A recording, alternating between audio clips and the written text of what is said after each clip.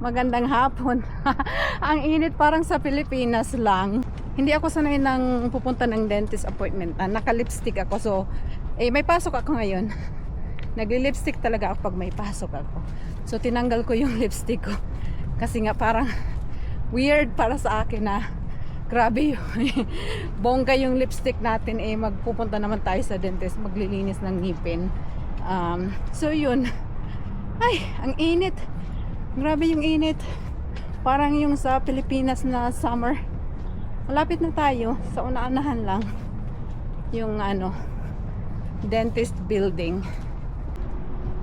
Ayan, nandito na tayo. Ayan, Primary Dental.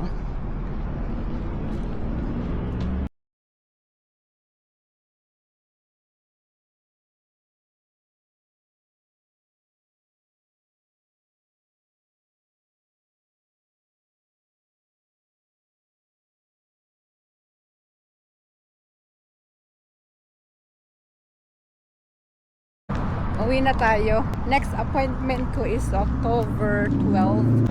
I feel like I have a glue on my teeth right now because they put the fluoride.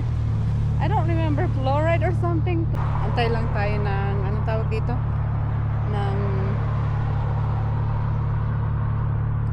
Naantay ko lang yung stoplight. Grabe ang init ngayon eh. Init ngayon eh.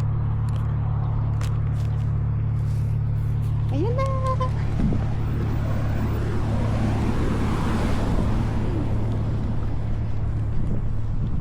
Tawid na tayo. Yan. Grabe yung ngipin ko. Parang may glue yung ngipin ko.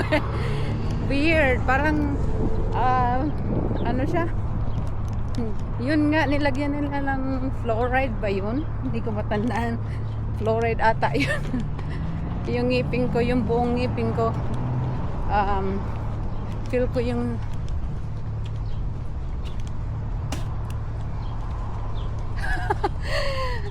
ang pangit ng lasa. Parang ang kapal ng gums ko ngayon. Yun nga na linagay na treatment sa ngipin ko para avoid yung para sa kontra ba sa cavities. So, ay grabe ang init. Ay, masakit sa balat. Halos isang oras din yung yung cleaning eh. Kasi 3 o'clock yung appointment ko. Pagdating ko doon, mga siguro 3 minutes, 4 minutes, tinawag na ako. So, isang oras din yung yung cleaning natin ngayon. Maganda yung result ng cleaning ko ngayon. Ay, maganda yung result ng gums ko ngayon kaysa sa last time 4 months ago. Hindi maganda yung yung ng gums ko 4 months ago. Ay, ang init talaga. Lagot ako nito pag tawag dito, mag-move kami sa Pilipinas, mag-struggle ako sa weather for a little bit. Pero masasanay din tayo sa kalaunan. Grabe, masakit sa balat. Yung init. Magchikahan tayo. If you guys don't know that we are moving to the Philippines soon, let's say maybe, not sure, maybe in 3 months from now or 4 months on now. So we are looking for a company that, what do you call that? We're gonna ship some of our things that we need to bring to the Philippines. Like I wanna bring my computer, my electric bike, dance scooter, dance computer. So we still struggling to find company that do that, but yeah, we are excited to move to the Philippines. We called it like early retirement. We just wanna move to the Philippines and retired over there.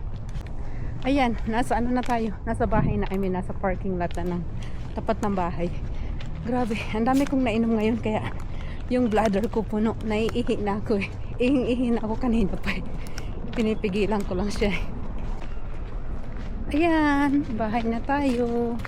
Grabe talaga yung init ngayon. Ay, ang sarap ng feeling pagkatapos mong magpalinis ng ngipin. Feel na feel mo talaga yung ngipin mo. Sobrang linis.